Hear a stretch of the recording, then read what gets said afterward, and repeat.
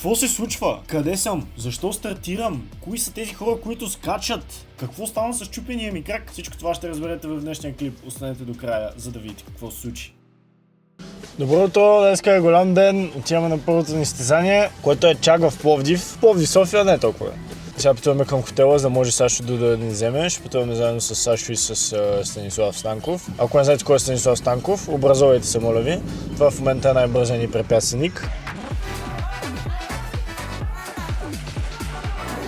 Нямам големи цели, големи очаквания от това състезание. Все пак е първо състезание след контузия, счупване на крака, така че мисля, че малко или много трябва да си знам лимитите. Нямам достатъчно тренировки и не съм достатъчно подготвен, това си го знам. Отивам там да се забавлявам, да се видя с другите и малко адреналинче да вкарам в тялото, защото обожавам адреналина. Пък и не е лошо да имам някакъв резултат преди националното, все пак да видя какво е да се върна. Да, продължаваме сега към хотела да отидем да се видим с другите.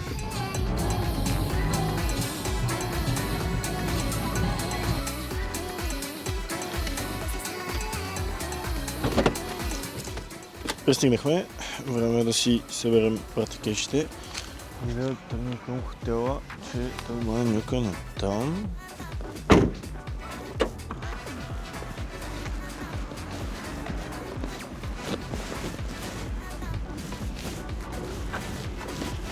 Ние сме много хора, бе. Аха.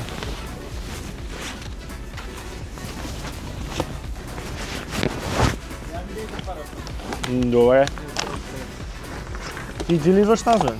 На разходка, На разходка? Да ни пълниш колата? Какво да правим? Отзад ли ще седаш, бе? Сега отпред, не спрягаш.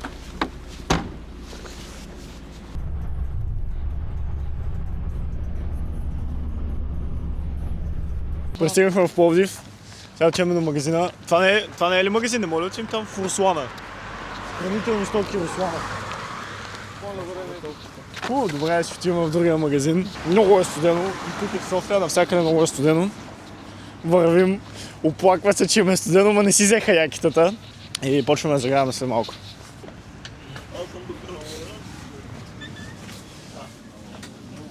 Няма ли Red Bull? Там има монстр. Там виж май в това. Виж, там има май ходилниче. Не виждам Red Bull-че. Взимам това. Явно.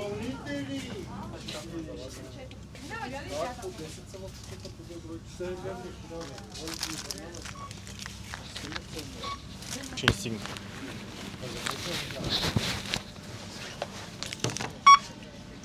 За тебе са долна зната.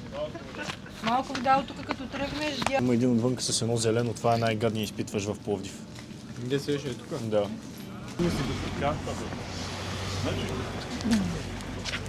Ало, тренер! Да, тък му влизаме в залата. Мерси, добре, ще се опитаме. Айде. Окей, мерси, ще го поздравя. Айде.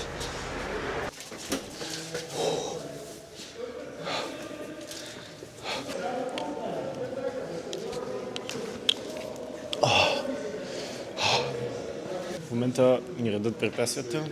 Сега ще се излегнем малко да починем. И след това почваме загрявката. Окей, не е студено, не е хладно, окей. Креатинче преди около половин час преди да почна да тренирам. Креатин и витамин С.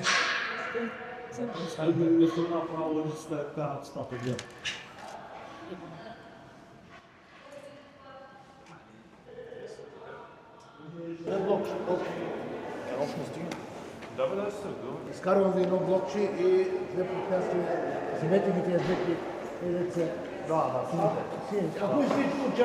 С една проблем, наредили се женските препятствия, а нашия старт е 10 минути точно след това. И ние няма как да загреем, защото ни трябва поне 30 минути да загреем на препятствията. И сега местим препятствия в другия край на залата, за да може да имаме поне някъде и ние да можем да правим нещо преди да стартираме. Обаче е много празно, момичетата още ги няма. Много странно. Айде, почваме.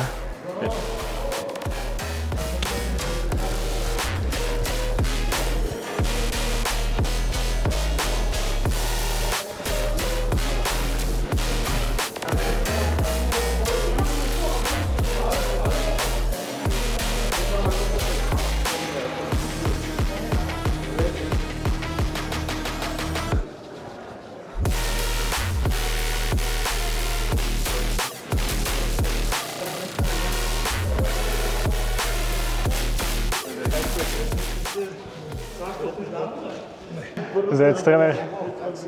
Добре, ще повярвам, вие как си? Пораснал още ли? Да, бе, пораснал съм. Къде е повече? Приключих с разтягането и започнах с беговите и това беше момента на истината, когато почнах да осъзнавам какво се случва, напрежението почна да се покачва, мислите почнаха да навлизат в главата ми. Какво ще се случи, ще успея ли да го завърша, кръка ми ще издържи ли, дали ще успея да бягам под 9 секунди, както съм си поставил като резултат, като цел. Това е най-трудната част от самото състезание. Трябваше да се съсредоточа и да не оставя на тези неща да ме разсейват, да си направя бягането и да не мисля какво ще се случва.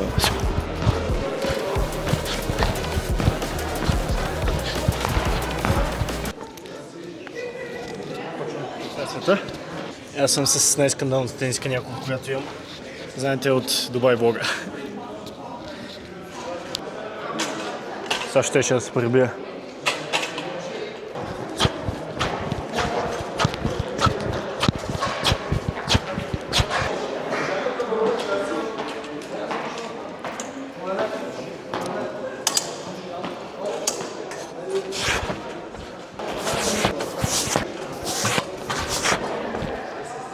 Дойде времето за шпайковете. Чорапи за 30 лева.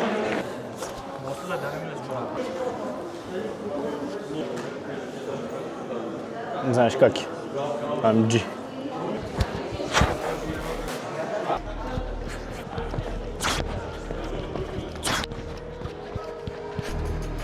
Загравката по препятствията минаваше много добре, но колкото повече се оглеждах и колкото повече гледах останалите как преодоляват самите препятствия, толкова повече се стресирах, но това нямаше никакво значение. Знаех, че аз съм там, за да бягам за мен.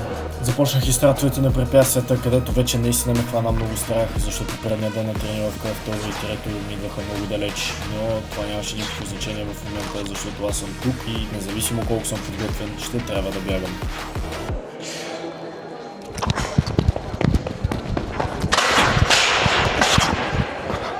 Проверка! Ще ни извеждат ли? Няма ли да ни извеждат?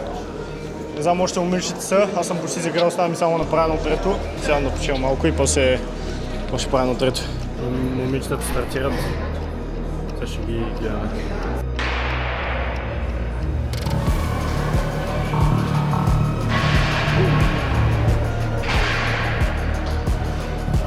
След момичетата дойде момента на истината, когато вече ние бяхме наред да бягаме.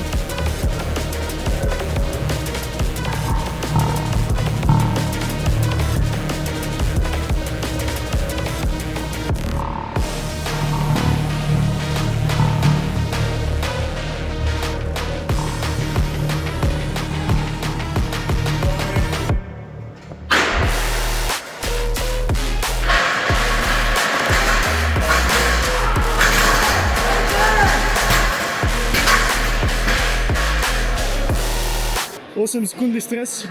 9. Но стрес. Аз съм 7. Това е трето време. Четвърто. 8.25. Аз съм 7. С 8.94. Това беше да не бягаме над 9 секунди и 7 по 9 секунди. Така че бях да взема нещата. Много ме боли крака, не вам стъпвам. Много го ударих. Другия не щупения. Но като за първо състезание след така тежка контузия, виж, че е важното, че завърших. Малко е шумно, не знам колко се шум, много тропа всичко тук. И сега ще продължим да гледаме остатъка от състезанието. За сега е това. Които искат да участват във влога. Ти каза, че исках да участвам. Здравейте, аре, представете се. На мен...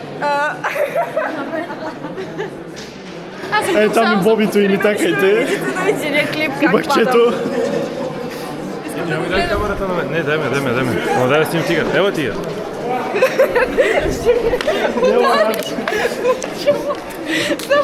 Ева за малко. Обърни камерата. Я намери Мартин. Стига. Е го данката. Чай, аз стресих микрофона, той ми е.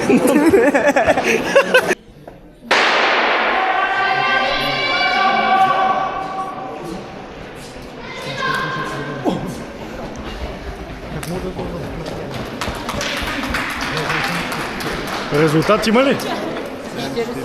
7:41. Време е за 60 метра мъже. Се бягат едни от най-бързите българи.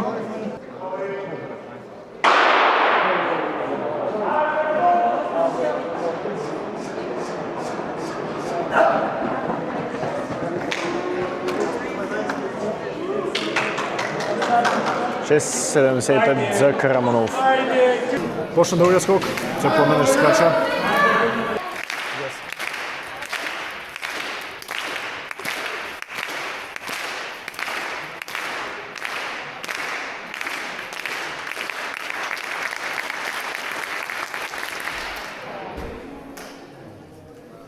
Паучи.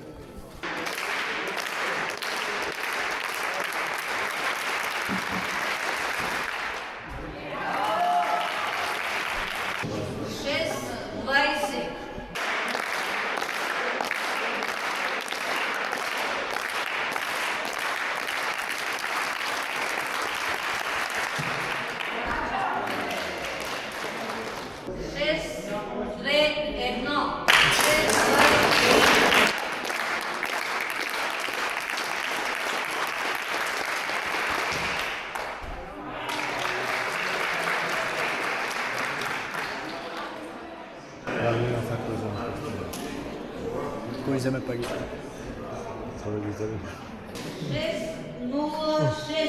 В момента почва мъжете дългия скок. Сега ние сме да гледаме кошката. Скача, той е първи.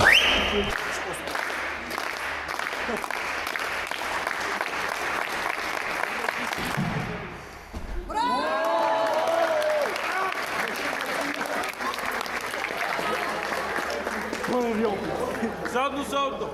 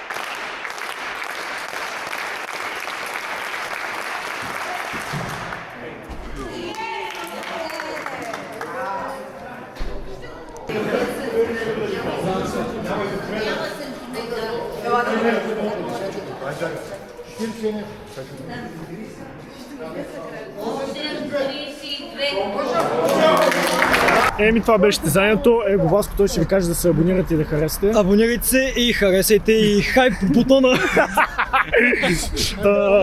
Чао и ще се видим следващото видео.